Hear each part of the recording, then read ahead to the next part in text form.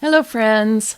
I want to start out by saying thank you to those of you who responded both on my last video that had to do with the Cancer full moon that happened last week, and when I was talking about the fires that have been happening in Los Angeles. And I received a lot of emails and comments from people and just sharing their their hearts about how they're feeling about it and expressing support for me. So I just really want to thank you for that. And I want to let you know, I did the practices that I always do. And because I noticed I had some PTSD and I kind of wasn't in my body. And so I did the kind of energy practices that I teach in the Sovereign Sisterhood and that I do on a regular basis. But I did some really specific ones, and I did it more.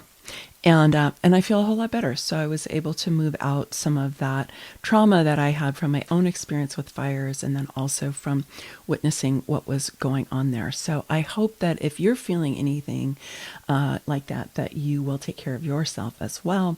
Make sure you do some nervous system healing practices, some energy practices that will help you to get grounded and to move out of your system any old energy that's not supportive for you. Okay, so today we're going to talk about the Human Design New Year, which starts on January 22nd. And we're also going to talk about Pluto and the relationship between the Human Design New Year and what's happening with Pluto at the end of the month. Okay, let's go ahead and dive in.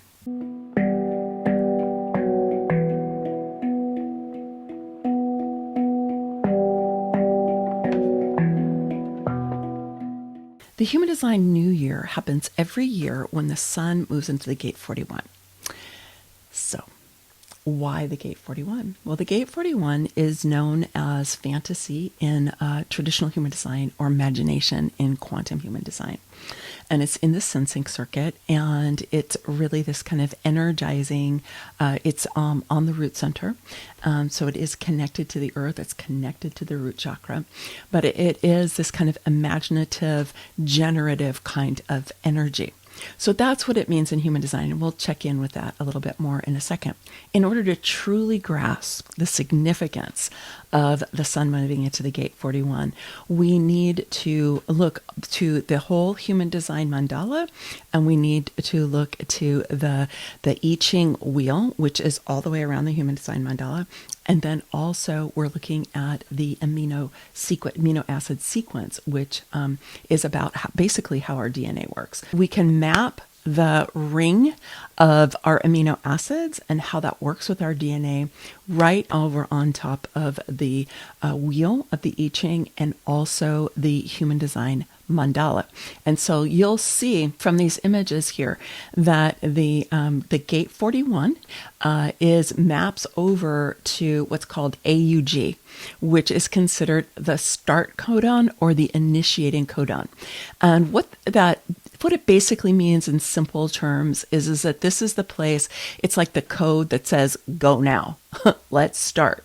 And then it moves around through the DNA sequence, and it stimulates the creation of our RNA.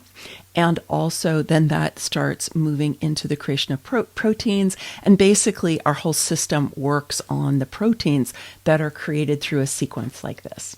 So if we think of this both metaphorically and potentially, energetically, since we do live in a holographic universe where the small things represent the big things, and the big things can be found in the small things, right? Which is partly fractal, but it's also holographic, right? Where things are mirroring each other. And so here we've got this amino acid sequence, which is what's going on in our DNA and helping to create the proteins that repair our bodies and grow our bodies and do all the kinds of different things that our bodies do. I mean, our bodies are pretty amazing, everything that's going on in there. So it's the start of that, the beginning. So it maps over in this system to the gate 41. So the gate 41 is considered the start of the human design new year. It's considered the start of the human design wheel or the mandala. It's kind of like the way in astrology, when the sun moves into the spring equinox, moves into the sign of Aries, that's like another start, right? And that's the start of the zodiac.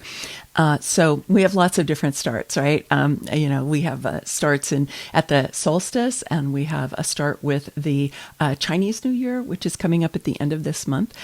So there's lots of different starts, right? So this is the start of the sun moving in, and basically over the course of the year, what's going to happen is the sun is going to move around the human design mandala, and it's going to visit every single gate in the human design mandala and light it up.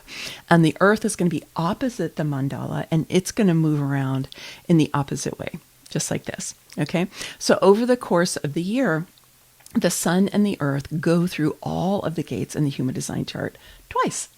It's interesting, right? So one time we get to experience the gate with the sun shining in it, and another time we get to experience the gate with the earth helping us ground into that energy. And so as we follow the sun around the human design mandala during the year, we get to experience the most powerful energy in our solar system, right? Our star, our very own star, right? And all the planets came from our star, right? So, and then we came from the planets, right? We came from, from Earth. And so we're made up of the stardust of our very own star, right? And so we're actually very connected if you start to think about it kind of historically and how things have developed. And so when the sun is going through the mandala, we're getting to experience all of these different archetypes that are represented by the gates. And they're also related to the I Ching, the hexagrams of the I Ching. So what this means for us is we get another chance to begin, right? We get another chance to begin. And that as the sun goes through it, when the gate is open in your chart, so the gate 41 is open in my chart. So when the sun moves into the gate 41, I get to experience the power of the gate of imagination, right? I get to have that as a boost for me. It's like an ignition point for the year, and for me to get to experience that kind of imaginative energy. And so if you have it defined in your chart, you will not feel it as much as somebody like me who has it open in my chart. But as the sun is moving into the different gates, if it's defined in your chart, you also have the opportunity, if you are expressing the energy of the 41 in a negative way, whether that's your imagination is getting caught up in apocalyptic visions, disaster scenarios, all of that kind of stuff, which is pretty easy to do these days with a lot of things that are going on in the outer world with the earth changes and, all kinds of stuff, right? It's pretty easy to your imagination to get pulled into that. So, but that's a really disempowered way to use your imagination, because that generally stimulates a lot of fear. So if you are finding that that's happening for you while the sun is in the 41, then my suggestion for you is that you really look at, well, how are you using your imagination? And is it in a disempowered state, or is it in an empowered state, an awakened state? And if it's not in an awakened state, then you can use the power of the sun to change the way that you're actually experiencing the energy of that gate. It's a chance for you to get to upgrade your experience, because every single gate, as well as every channel and center and profile and type and all the parts of the human design system, right? Over 125 different archetypes in the human design system. So all of them can be expressed in different ways, whether that's in that disempowered way that I was just saying with your imagination, if you're allowing your imagination to run away with you about things that you don't want, basically. And that could be disaster scenarios. It could be that, the work that you're doing in the world, starts going downhill, or your relationship goes sideways, whatever it is. But if your imagination starts getting captivated in that, then what you want to do is really call on the sun during this time and say, okay, I want to recapture my imagination, and I want to elevate it to the highest possible level that I can, right? And that as you do that, start to imagine what you want right? What do you want in your relationship? What do you want in your work or your business? What do you want to be happening to our beautiful world? And to be giving your energy to those visions, right? To those aspects of your imagination. And you get it even better if you draw or you paint or you do collage or you do something that is more imagistic, because that's how we activate the right brain. It's how we speak to our soul self, because our soul selves can speak to us in words, absolutely, but it also works with us with symbols and images, color and shape. So if you feel a little challenged in this area, I would encourage you not to try to figure it out with your left brain, which is the way most of us try to do stuff, but instead to say, okay, how can I pull images together in order to really uplift myself and to start to represent that which I want to be coming into being during the course of 2025. And of course, the sun's going to keep moving around that mandala. And so we're going to get to feel all of the different energies, but you can start your year, your human design year, right, with the gate of imagination and calibrating it so that it is the way that you want it to be and not being captured by things that you don't want your imagination to be mulling over. So that's happening on Wednesday, January 22nd. And I will do a live stream on YouTube for that. I will put the link for it and down in the description. I hope that you'll join us for that, because I really like to do a celebration of the Human Design New Year on the New Year. But get this, because this year is very special, and you've probably already heard me talk about this before, but not only is the sun going to move into the gate 41, but Pluto is moving into the gate 41 on January 30th. So it's 8 days later. And there's a lot going on at the end of the month.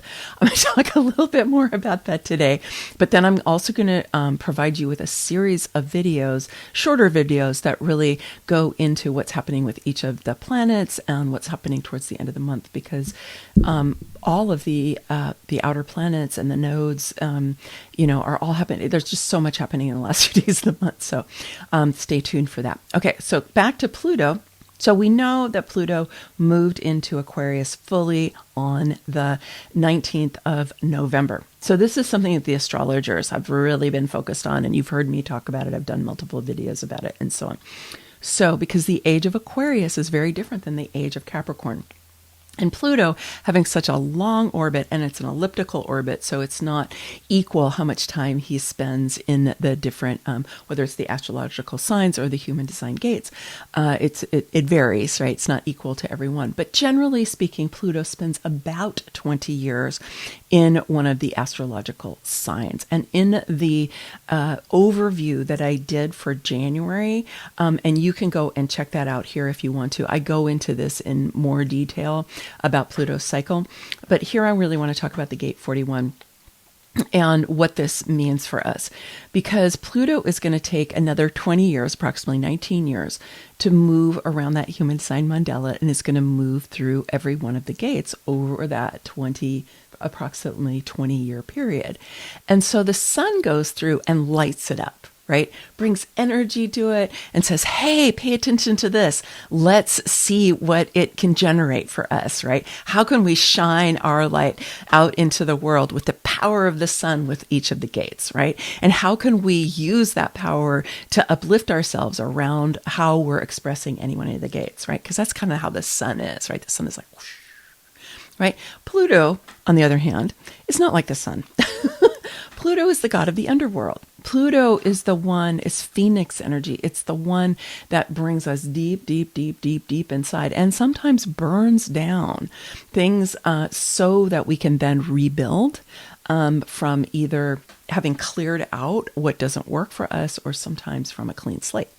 So we've already been seeing the results of Pluto moving into Aquarius because Aquarius is really about community. It's about liberation. It's about personal sovereignty. It's about power to the people. It's about, like I said, the connection of community. And so we're seeing liberation movements that are happening all over the world already. I am recording this On the 16th, we just fortunately saw a ceasefire in Gaza, for which I'm extremely grateful. I hope that it actually works for everyone. These things are very tricky.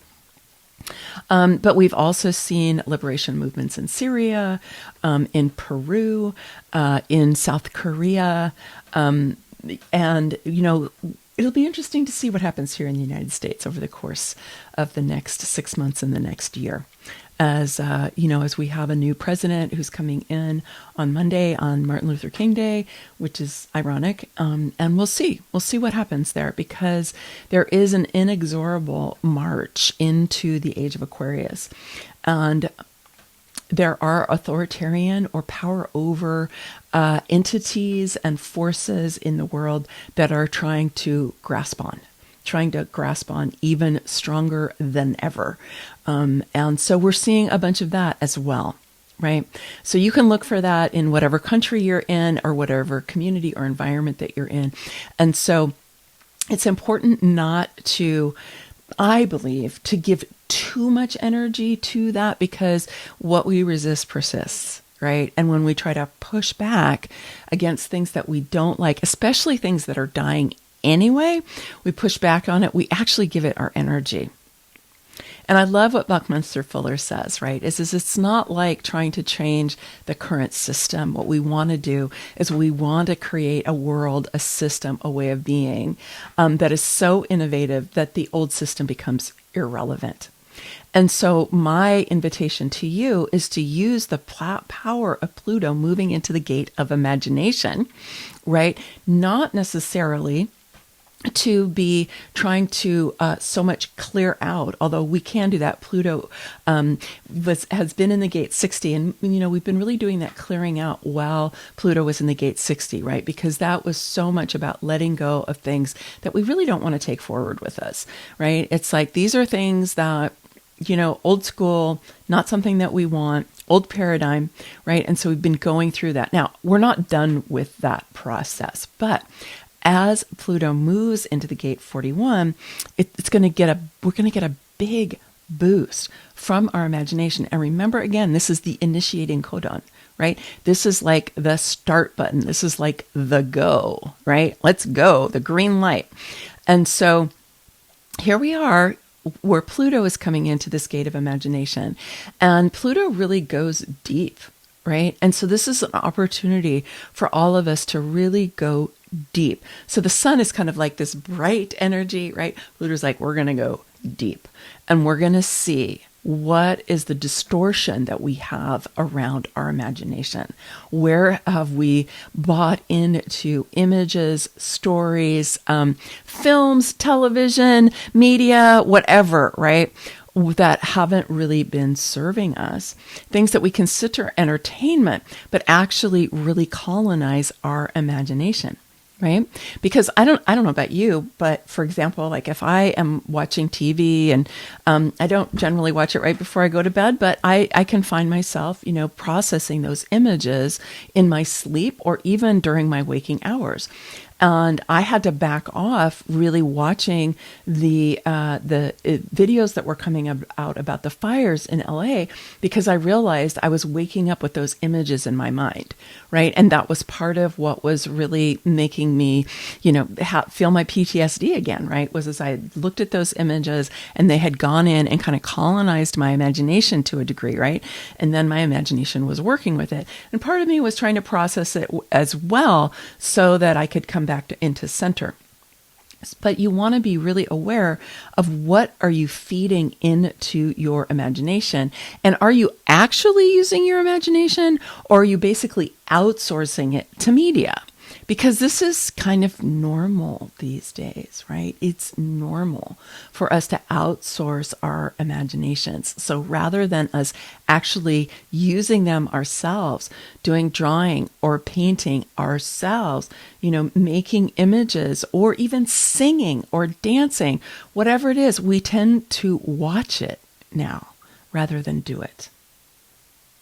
So the invitation here is to reclaim your imagination, not necessarily keep outsourcing it the same way, and to be able to use the power of your imagination to focus on what it is that you want rather than allowing your imagination to be colonized.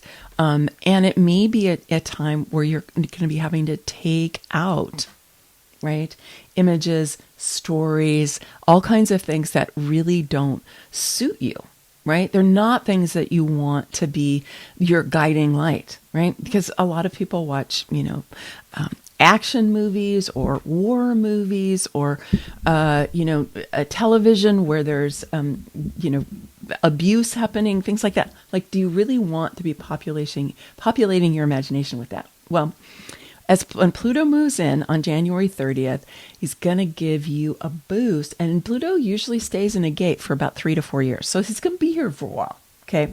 Now he's going to later in 2025, he's going to retrograde back just for a few months into the gate 60. And then it's going to move forward. Okay. So we're going to have a good long period of time with Pluto in that initiating codon. And if you imagine, you realize that whatever energy you're using for that, right, you're initiating the next 20 years with what's ever going on in your imagination. Now, you do have a little time to clean it up, right? Because Pluto's going to be in that gate for, a few years now. So don't get freaked out if you're like, oh my God, what goes on in my imagination scares me. Because it can, right? So clean up what you're allowing to come into your mind and what you're allowing yourself to imagine. Just clean it up. Just make some new choices. Now, you don't have to do all of it at once, but Pluto's going to kind of be putting this in your face. So it's something that I would recommend that you really pay attention to. And we'll be doing more focus on this in our spring semester for the Sovereign Sisterhood. And our spring semester is going to focus on the human design transits, particularly the Incarnation Cross. So this is a 4-month semester, and the Incarnation Cross we'll look at one of the gates in your Incarnation Cross each month. And then I'm also, and I know a lot of you have been wanting this, is I'm going to be delivering my Evolve Yourself Through the Human Design Transits program that you've been asking for and that I know I've been promising. And I decided to really deliver it through these 4 months, so that we have plenty of time to not just get the information, right? Because sometimes we're just like, just give me the information. But we want to digest the information, right? We want to have conversation about it. We want to coach ourselves through it. I want you to be able to bring in your chart and for you to be able to ask questions about it. And so one of the things that we're going to do is we're going to have content that gets released every month that you're going to get to work with. That'll be about understanding the transits, and it'll also be about focused on your Incarnation Cross. But then we're also going to be doing a conversation every month to talk about whatever the month is, like the transit report for the month. So for example, in February, I think it's the second Monday in February, we're going to have our first live session, which will be talking about the February transit report.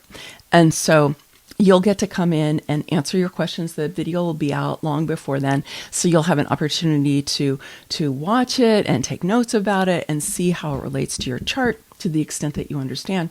But then we'll be able to gather and have a deep conversation about that. If this program interests you, if you want to have access to this Evolve Yourself Through the Human Design Transits program, we're going to be delivering it through the Sovereign Sisterhood. And I'm going to do a preview session for this program on Tuesday the 28th. And I will put the link for that at the end of the video and also down in the description so that you can tap into that. And I invite you to come. There will be a replay if you can't be there live. You can also send me any questions that you have ahead of time. And one of the really great things that I feel so good about doing this is that, yes, you're going to get a program. Okay.